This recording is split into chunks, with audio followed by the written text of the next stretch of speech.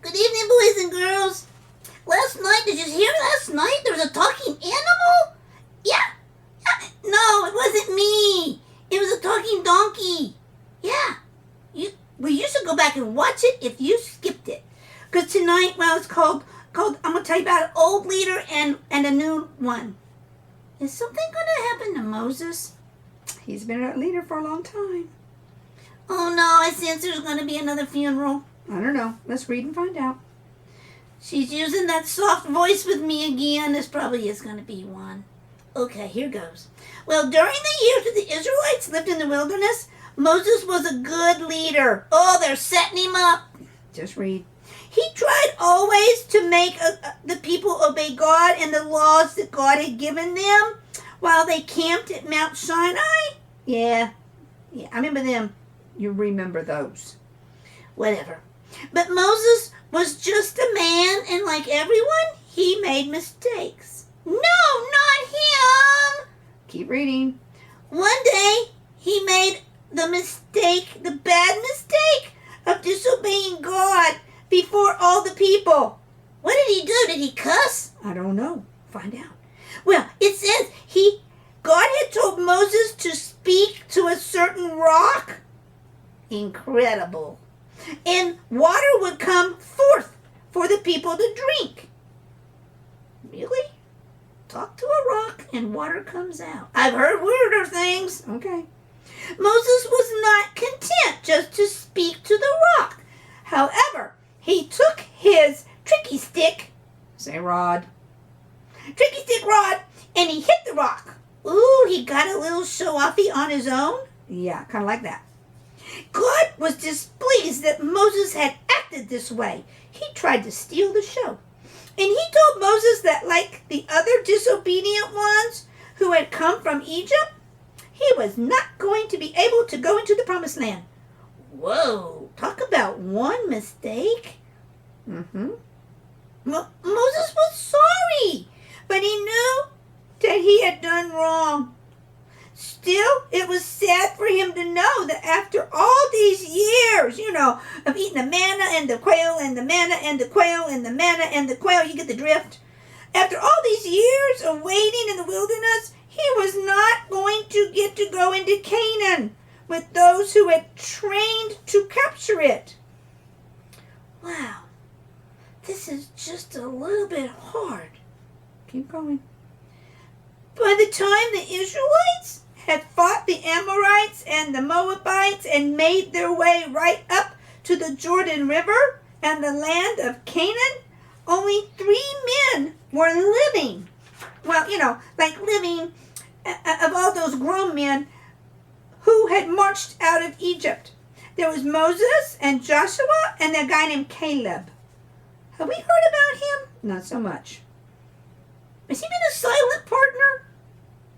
Yeah, we'll describe him as a silent partner. Caleb was a silent partner. Joshua, sorry, it's hard to read.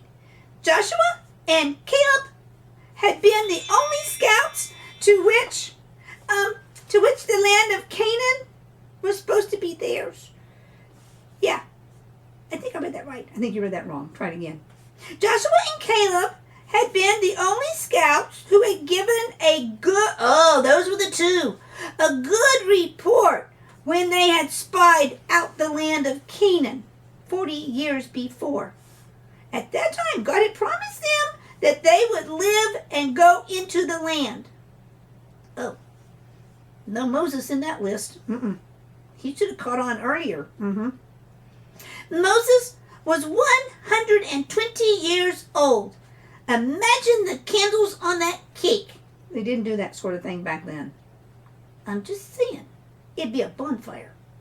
And at this time, and his work, it was over. For he had led God's people away from Egypt to the land God had promised them. And God was going to choose another younger man to lead the Israelites in the battles and capture Canaan. Oh, it's time for a junior leader. Right. Moses is going to retire? Just keep reading. Okay, so Moses called the people together and told them the things he wanted them to be sure to remember. He told them about the things God had done for them. Mark them down. And he gave them once more the laws that God wanted them to obey. Yeah, the 10 Commandments. And he reminded them to teach their children to worship God and to keep his commandments. Hey, I'm like a little agent. Yeah, you're a little agent for God. Then he sang a farewell song that he taught it to the people. And finally, he laid his hands on the new leader on top of his head. Yeah, like that. And that God had chosen. Uh-oh. Which one was it? Joshua. It was Joshua, the faithful scout and Moses' good friend, who had gone up on the mountain of Mount Sinai with him. Yeah. He went the farthest.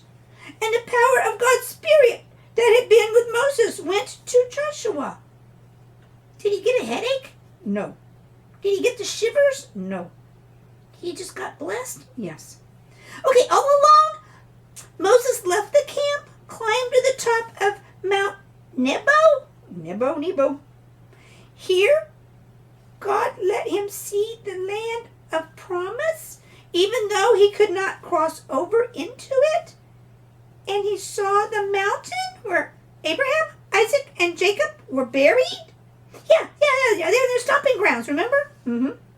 And the pasture where he had fed the cattle, and the city of Jerusalem, and far away, the great sea. Did he have a telescope? No. Very good vision. He must have a lot of carrots. Whatever. Moses was thankful that his people were at last going to live in this place after spending I cannot do that enough, many years as slaves and wanderers. And while he was alone with God in the mountain, he sensed an ending. Keep reading. No, you read it. Moses died. Oh, what a dude! And God himself buried him in a place that no one knows. Oh, man. God did the shoveling? Mm-hmm. Or something. Wow.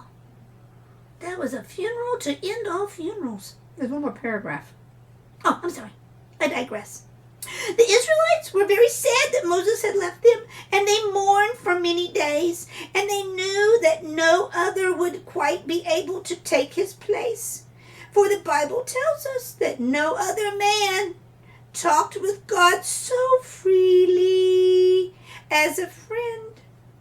But they trusted their new leader, Joshua, and they knew that he too would lead them as God led them. You know the problem is? What? They don't follow so good. Yeah, that's their problem. It's not the leader. It's the followers. Mm-hmm. What about you?